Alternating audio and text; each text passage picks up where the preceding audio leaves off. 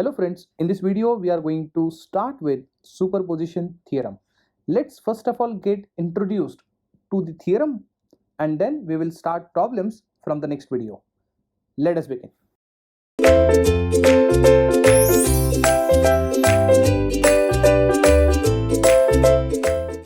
You can see superposition theorem on the screen.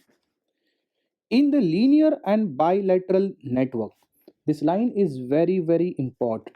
Okay, the network given must be linear as well as it should be bilateral in nature, then only, let me tell you, superposition theorem is applicable.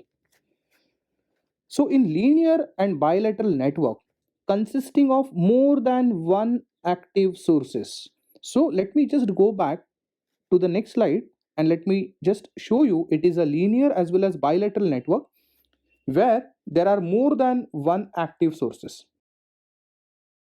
As you can see in this problem, we have this one as a first active source. As you can see, this V2 as a second active source and this I1 as the third active source.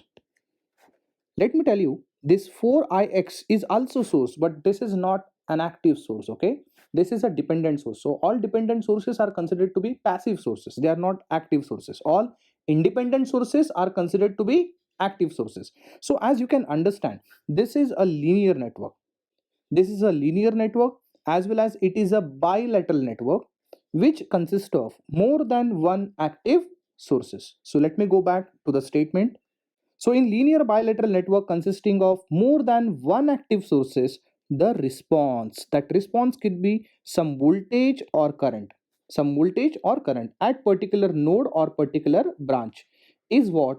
It is summation of responses. Responses means what? Voltages and currents occurred due to individual sources acting alone while other sources were replaced by their internal resistances. Now to understand this point, first of all let me understand what is meant by internal resistances. So let me make you understand what is meant by internal resistances of the sources. For example, when I'm talking about a voltage source, a practical voltage source is something which has its internal resistance in series. But let me tell you, ideally, this Rs is always equal to what? It is 0 ohms. Rs equal to 0 ohms means electrically it is considered to be a short circuit. So this is considered as the ideal source. So what I mean to say is, if you want to replace the source by its internal resistance which is 0 ohms, meaning that you have to actually replace voltage source with short circuit. When I talk about current source, every current source, a practical current source I mean to say, it has got its internal resistance connected in parallel with this. Ideally, we say that Rs tends to infinity. Practically it is very high, but ideally when Rs tends to infinity ohms, it means electrically it is open circuit. Meaning that if I want to replace the current source with its internal resistance, I have to replace with open circuit. So let me again make you understand what the theorem is. So in linear bilateral network consisting of more than one active sources, the response at a particular node or branch. So let me go back to the problem once again. Look at this here. Let us understand the aim. Our aim is to get value of Vx. So we have to get the value of Vx here. So imagine you got a voltmeter. So with the help of voltmeter, you can actually get the value of Vx. Fine. So the question mark is how to get the value of Vx. So answer is just connect the voltmeter and get the value of Vx. But here we are going to see whether the superposition theorem is followed by this circuit or not, provided it is linear and bilateral network. So this is, of course, it is a linear network because all the components are resistive components. And let me tell you, resistor, inductor, capacitor, all of them are passive components. It means it would be a linear network only. That is for sure. Secondly, more than one active sources must be there. So as you can see, there is V1, there is V2, and there is I1. So let me now tell you how to go about it. First of all, you can just keep one source at a time, okay? And before doing so, what I mean to say, I have already connected my voltmeter, so definitely some Vx value I'm getting. Let me just assume, it is just an assumption, let me tell you, let us assume that Vx I got on the voltmeter is 15 volt. This is just for my record. Now I'm going to make the changes in the circuit. In the circuit, first of all, let me tell you how many active sources are there. Let me just note down. The active sources which are available is V1, V2 and I1. Let me tell you, even though 4ix is a source, it is not considered as active source. So this is absolutely not active source. So active sources are V1, V2 and I1. Now the rule is you have to keep only one source at a time. I repeat, you have to keep only one source at a time. Meaning that, meanwhile, suppose if I say V1 acting alone, when I say the V1 is acting alone, so when V1 acts alone, meaning that I have to make V2 equal to 0, I have to make I1 equal to 0. How do we do that? By replacing them with the help of their internal resistances. That is, you have to make V2 equal to 0. And how it is achieved? By replacing V2 with short circuit.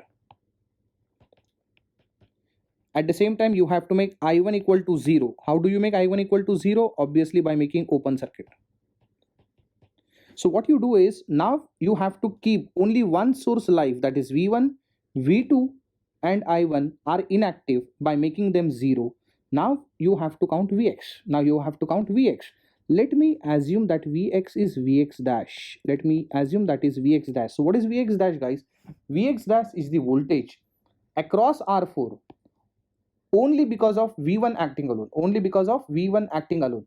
Similar cases, what we are going to do, we are going to calculate two more Vx, that is Vx double dash and Vx triple dash.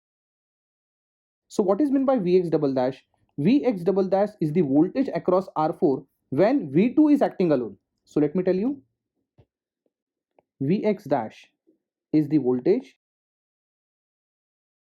only due to V1 acting alone. Vx double dash is the voltage across R4. It is voltage only due to V2 acting alone. Then what is Vx triple dash? Okay, so Vx triple dash again voltage across R4 only, but because of only I1 acting alone, while V1 and V2 equal to 0.